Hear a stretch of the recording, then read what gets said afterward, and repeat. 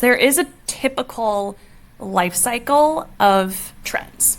Typically, we're going to see it starting in this, what we call an introduction phase, which is your one-off, really trendy, independent restaurant.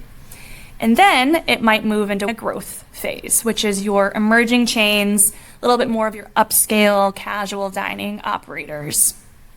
And then might move mainstream, which is getting a little bit more widely adopted on traditional casual dining menus. Think your like Applebee's or your Chili's, as well as your fast casual menus. And then that last step is maturity. That's your fast food or quick service restaurants and your family style mid-scale operators like your IHOPs or your Cracker Barrels. Can you actually see in your data that most successful trends do go through this life cycle we described, and it's not like this is propaganda by coastal elites in their overpriced restaurants? Yeah, no, that is actually what we traditionally see in the data. And it does make sense, right? Because if we're talking a one-off restaurant, they can much more easily supply those maybe ingredients that are global or a little bit harder to get, or maybe use a preparation or a presentation that's a little bit harder. It's a lot easier to do that in a one-off restaurant.